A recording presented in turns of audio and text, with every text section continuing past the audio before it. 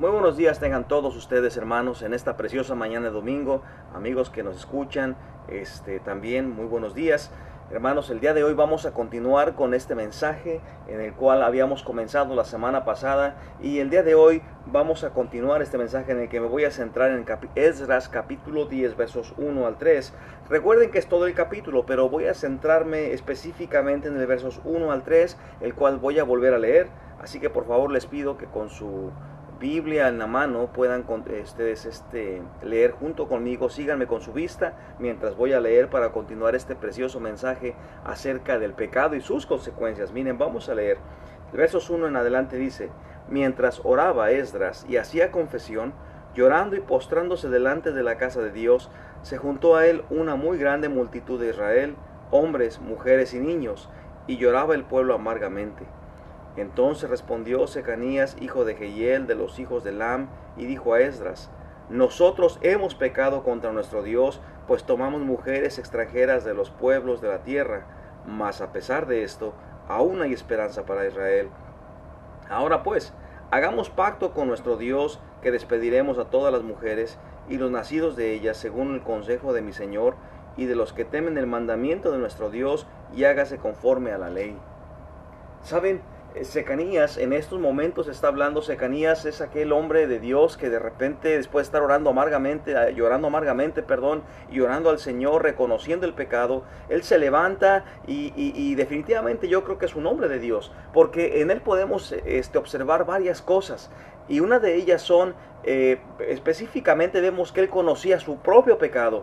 Él conocía el pecado del pueblo, pero también él conocía a Dios mismo en cuanto a sus propios atributos, en cuanto a su amor, en cuanto a su justicia también, pero también entendía el propósito con el cual Dios había formado a Israel. Y por eso vemos en sus palabras, en su declaración, varios elementos que son interesantes que podremos repasar el día de hoy. Miren, dice: nosotros hemos pecado contra nuestro Dios, en el versículo 2, pues tomamos mujeres extranjeras de los pueblos de la tierra, mas a pesar de esto, aún hay esperanza para Israel.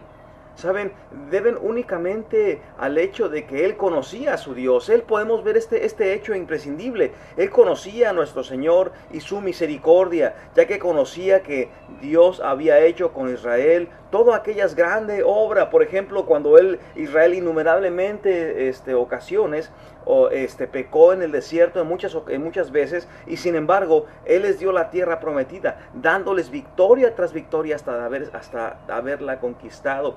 Después de todo lo que pasó durante los 40 años, cómo Dios entrega en sus manos la tierra prometida. Secanías también conocía a Dios, pero del mismo modo también se me viene a la mente el rey David también en esta misma actitud, porque cuando el rey David pecó, por ejemplo, en gran manera contra Dios, cuando se convierte en el actor intelectual de un homicidio y tomó por mujer a una mujer que no le correspondía, que no era de él y que le pertenecía a uno de sus mejores hombres, lo manda a lo más recio de la batalla, porque recuerden que él estaba en guerra, y ahí lo matan. Bueno, después de todo esto, en su propio pecado, él empieza a sufrir las consecuencias de su pecado, y es cuando David apela a la misericordia de Dios. Es en ese momento, es en ese estado espiritual en el que podemos apelar a la misericordia de Dios, así como David. Fíjate, y el ejemplo es el Salmo 51, cómo empieza David a expresar todo esto delante de Dios. Fíjense, el Salmo 51, si lo quieres abrir por favor allí en tu Biblia, voy a leerlo en mi Biblia. Dice así: conforme a la multitud de tus piedades, borra mis rebeliones, lávame más de mi maldad, y límpiame de mi pecado, porque yo reconozco mis rebeliones, y mi pecado está siempre delante de mí. Contra ti solo he pecado, y he hecho lo malo delante de tus ojos, para que seas reconocido justo en tu palabra, y tenido por puro en tu juicio. He aquí en maldad he sido formado, y en pecado me concibió mi madre. He aquí, tú amas la verdad en lo íntimo, y en lo secreto me has hecho comprender sabiduría. Purifícame con hisopo y seré limpio, lávame y seré más blanco que la nieve. Hazme oír gozo y alegría, y se recrearán los huesos que has abatido. Esconde tu rostro de mis pecados y borra todas mis maldades. Crea en mí, oh Dios, un corazón limpio, y renueva un espíritu recto dentro de mí. No me eches de delante de ti, y no quites de mí tu Santo Espíritu. Vuélveme al gozo de tu salvación y espíritu noble me sustente. Entonces enseñaré a los transgresores tus caminos y los pecadores se convertirán a ti.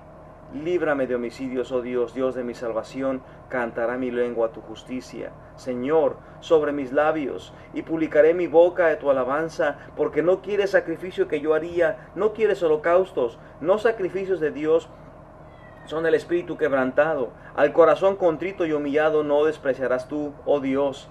Haz bien con tu benevolencia, Sión, edifica los muros de Jerusalén. Entonces te agradarán los sacrificios de justicia, el holocausto o ofrenda del todo quemada. Entonces ofrecerán becerros sobre tu altar.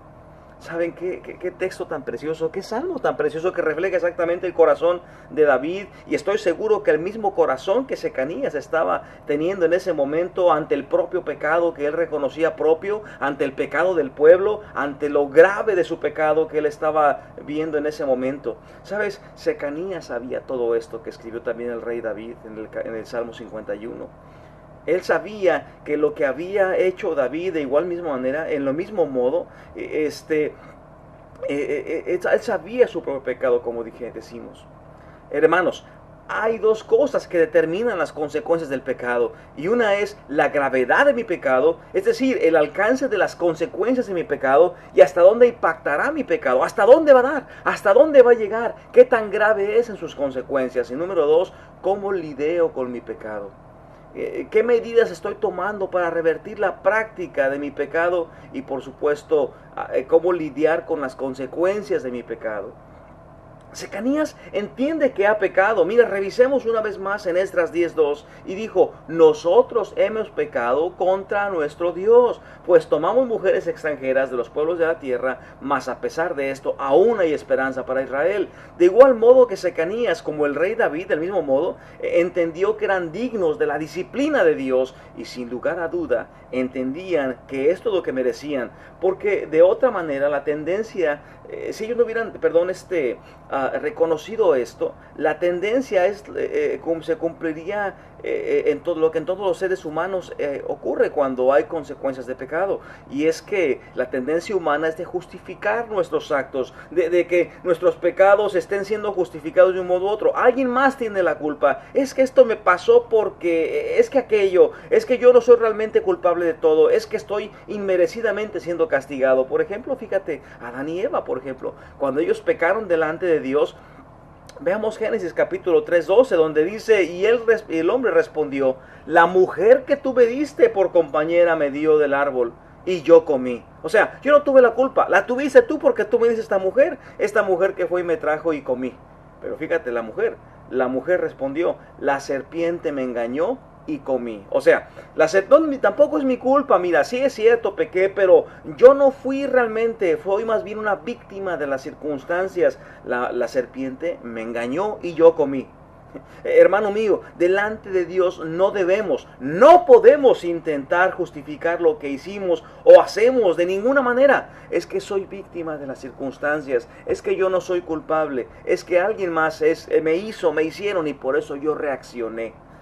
Así que, como vimos la semana pasada, en primer lugar, yo necesito reconocer mi pecado, y en segundo lugar, me va a llevar a experimentar un dolor profundo este pecado cuando voy en camino al arrepentimiento verdadero. Recuerden que dice la Escritura que sin arrepentimiento no puede haber el perdón de pecados, porque obviamente tiene que haber ese arrepentimiento auténtico para que Dios pueda limpiar el pecado. Y obviamente en este caso, este dolor profundo por el pecado, este dolor amargo por el pecado, esta experiencia me lleva a lidiar con mi pecado. Y la consecuencia de todo esto es la consecuencia que, obviamente, valga la redundancia, la consecuencia o lo subsecuente es que vendrán acorde a la gravedad de mi pecado y de cómo he lidiado con el mismo.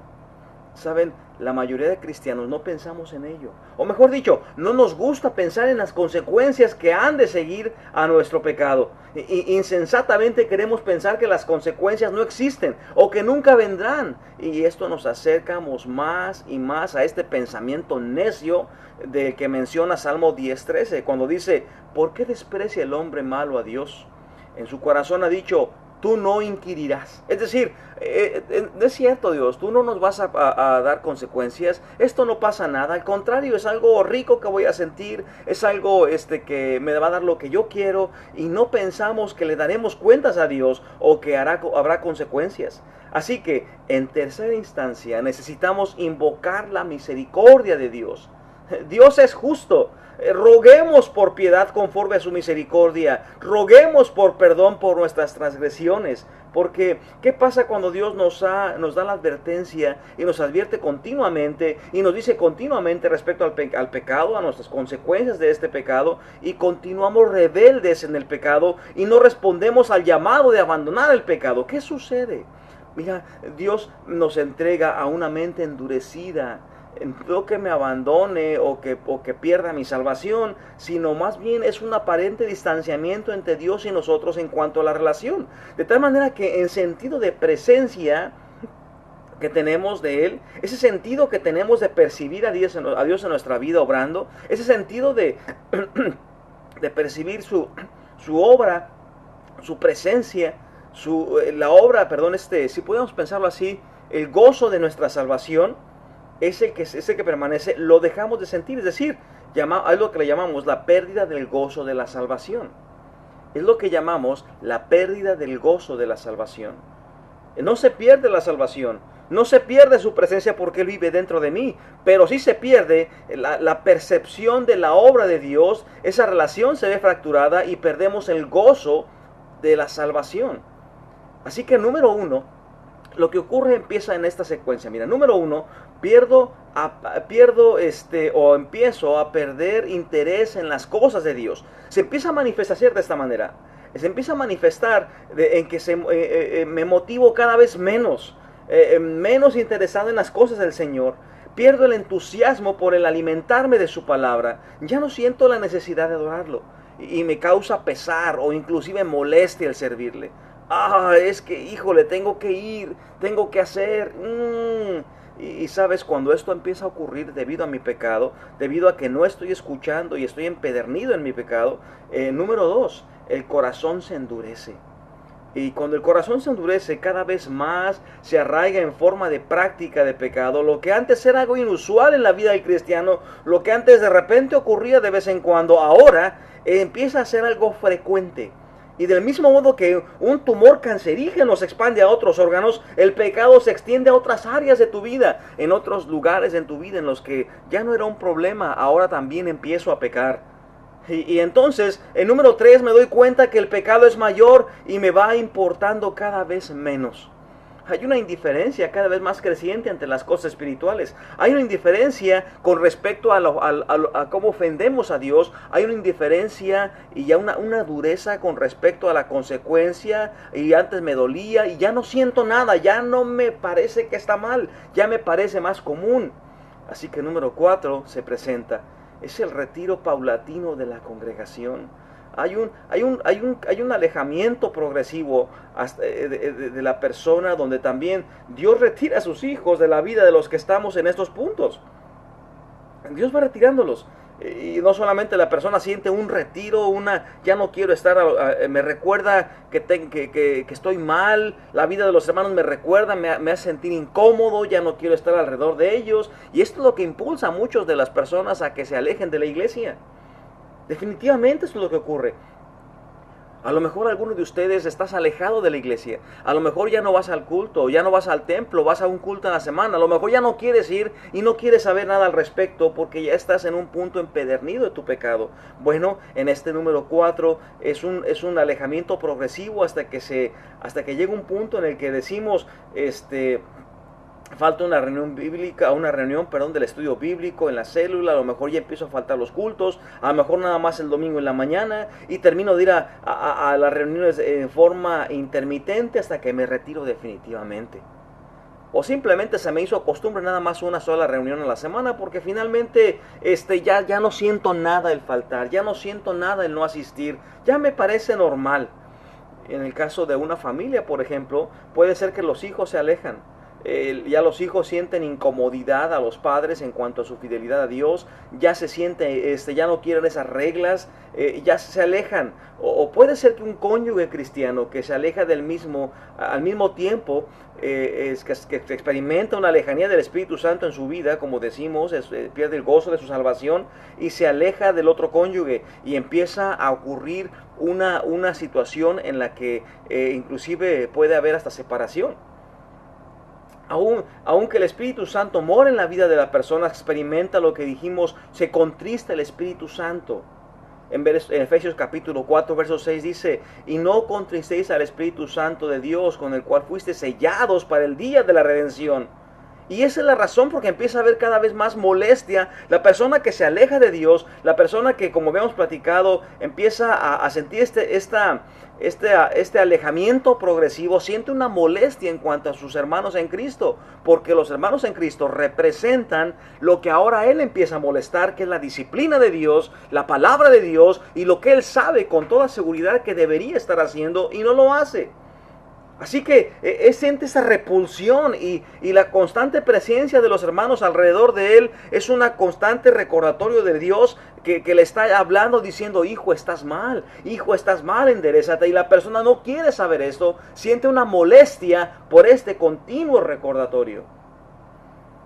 Y entonces ya no quiere estar ahí.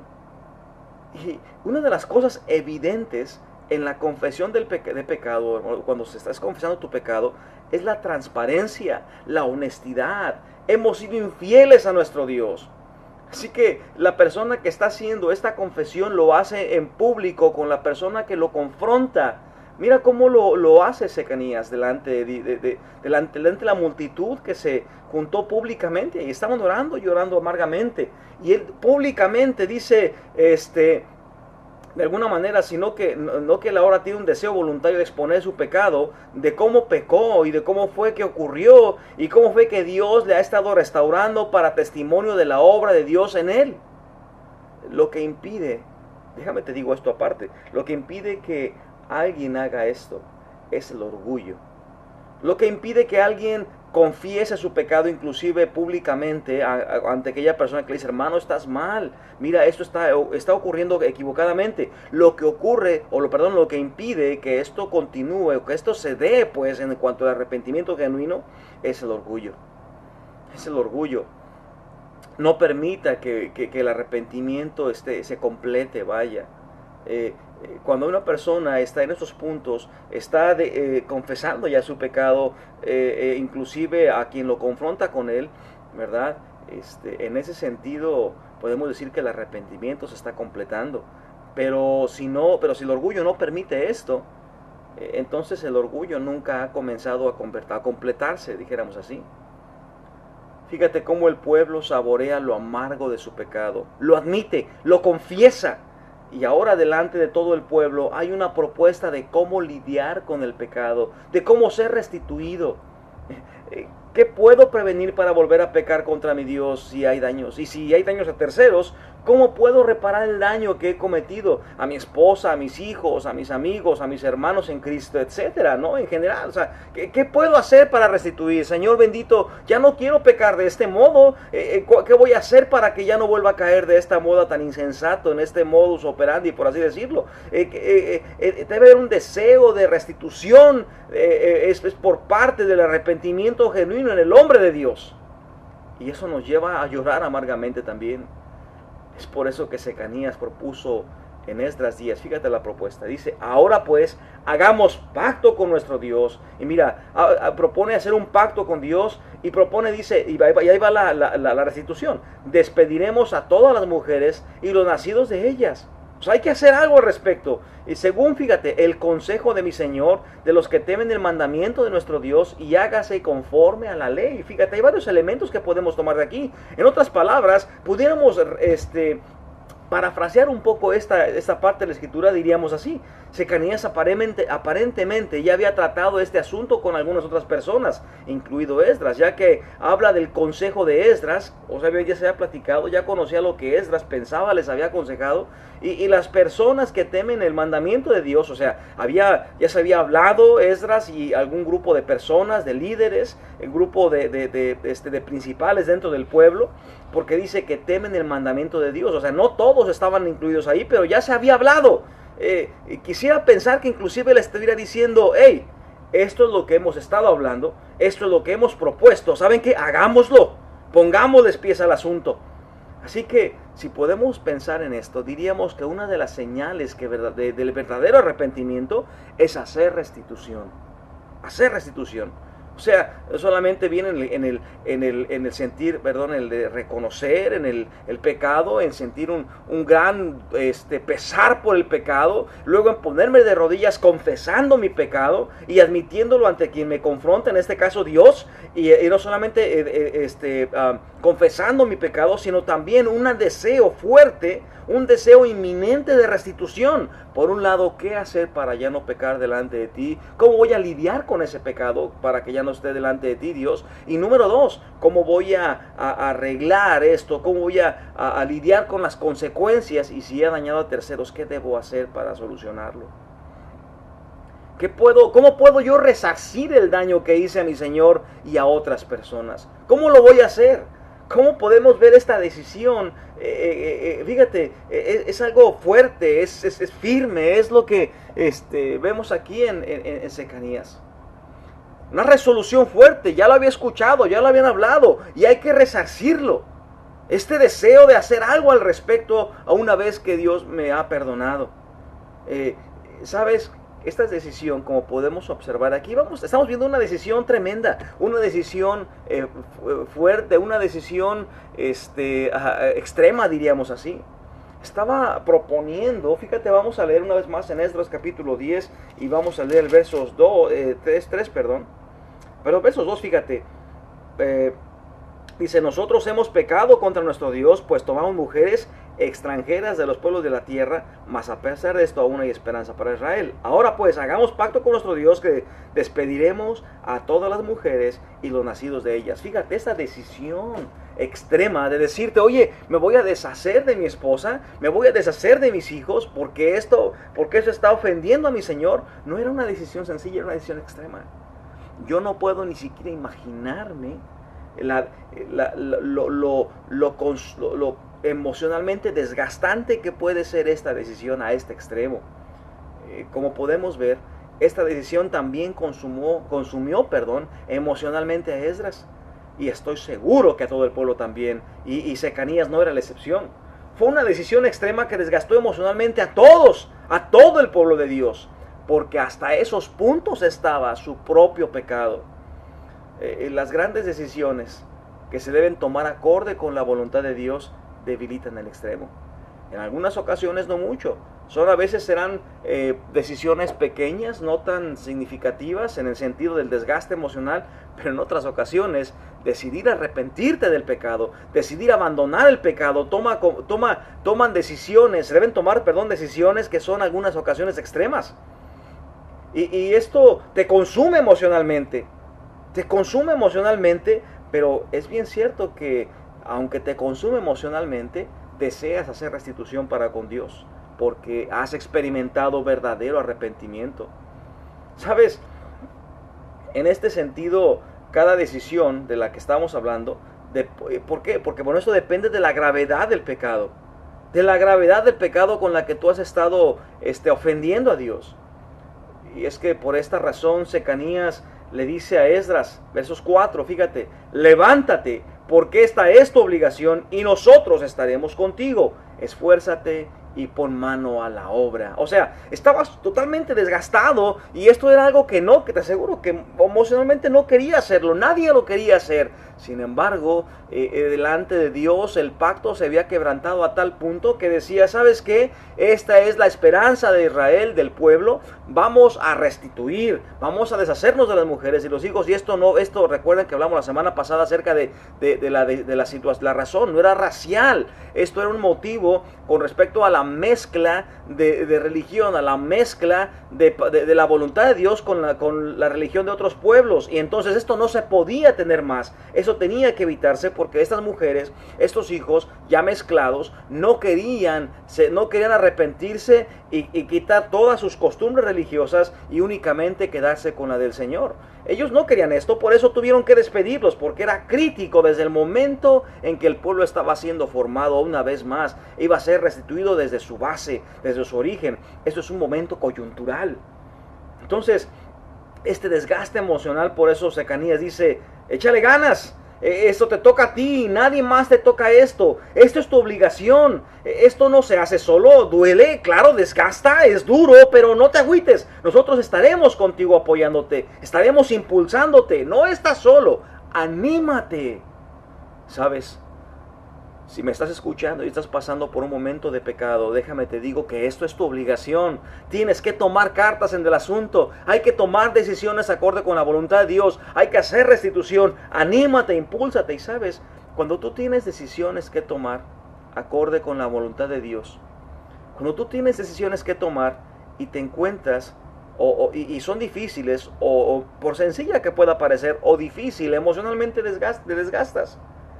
Pero cuando tú encuentras hombres y mujeres de Dios que están apoyando tu decisión con oración y con ruego, están apoyándote con las palabras de Dios, están apoyándote con acciones también, están, hermano, ¿qué puedo hacer para apoyarte? Pero te toca a ti, te toca tomar tu decisión, pero no te preocupes, estamos contigo, te animamos, mira, estamos apoyándote. ¿Sabes? Esto es exactamente lo que Dios provee en el ministerio, lo que Dios provee a través de la iglesia.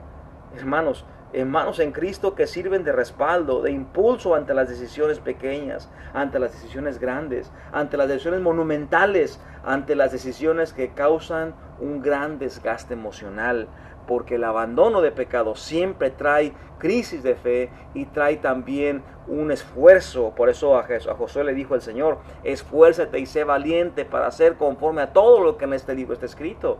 Y hermanos, ser cristiano es difícil porque se tiene que lidiar con el pecado, pero también es fácil en el sentido de que dice el Señor que toda carga tiene que echársela sobre Él. Dice, venid a mí todos los que están trabajados y cargados, que yo os haré descansar. Entonces, las decisiones fuertes, las decisiones que desgastan, no están por completo sobre nosotros, están número uno sobre la fuerza que se perfecciona en nosotros, que es de Dios. La fuerza de Dios que nos da, la fuerza que Él nos da, la sabiduría que Él nos da. Pero sabes una cosa, Dios también pone en nuestro ministerio hombres y hermanas, hombres y mujeres de Dios que están listos para apoyarte. Tu ministerio es clave, tu iglesia es clave para poder ayudarte a tomar esas decisiones que son un parteaguas en la vida de un cristiano. Entonces, habíamos dicho, entonces fíjate, en el pecado tiene que ver, número uno, pues el reconocimiento del pecado, el entender, el conocer tu propio pecado y el pecado del pueblo. Pero también, número dos, el poder ponerse de rodillas rogando a Dios por misericordia, invocando su misericordia y pidiendo perdón por el pecado. Y número tres, confesándolo delante de Dios y diciéndole, ¿sabes qué? Hemos pecado grandemente contra ti, Dios, inclusive confesarlo en público, en el sentido de ¿quién me está confrontando? Si estoy solo conmigo en mi cuarto, Dios me está confrontando, confesarlo delante de Él, pero también tiene que haber un profundo dolor en ese sentido, y en ese profundo dolor también buscar restitución, es decir, ¿qué puedo hacer yo para no pecar más contra mi Dios? Y número dos, ¿qué puedo hacer yo para reparar el daño que he producido por causa de mi pecado? Entonces fíjate, vamos a repasar esto rápidamente y con esto terminamos el día de hoy. Fíjate, una vez más, dijimos que reconocer el pecado, conocer el pecado personal, sentir un gran dolor por mi pecado, ¿verdad? Experimentar ese gran dolor por mi pecado, asco por el pecado. Y número tres, pedir perdón. pedir perdón al Señor de rodillas, confesar el pecado también delante de Él, número 4, confesar delante de Él que me está confrontando, y si un hermano en Cristo está siendo usado por Dios, también confesarlo delante de Él, primeramente hacia Dios, y número 2, delante de la persona que me confronta con el pecado, y número 5, ¿sabes qué? Hay que hacer restitución. ¿Qué puedo hacer para evitar este pecado y dejar de pecar? ¿Y qué puedo hacer para resarcir el daño si es que he dañado a terceros? Esto es lo que podemos ver en la vida de Secanías. Y hay más todavía de lo que podemos platicar. Hay más porque todavía sigue la propuesta de Secanías, y hablemos un poquito más profundamente acerca de lo que hay que hacer para resarcir el daño que hemos hecho. Eso lo veremos la semana que viene. Así que, hermano, estás en estos estados espirituales. Estás en ese estado espiritual en los que hemos mencionado.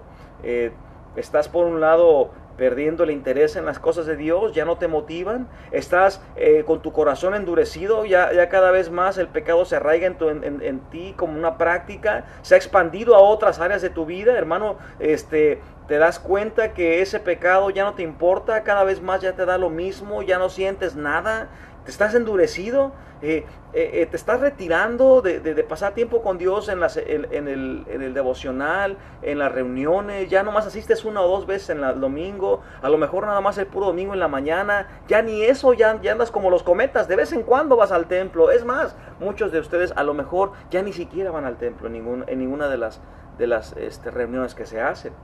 Estás en esos casos, arrepiéntete, porque aunque no quieras pensar en las consecuencias del pecado, hay consecuencias graves de pecado.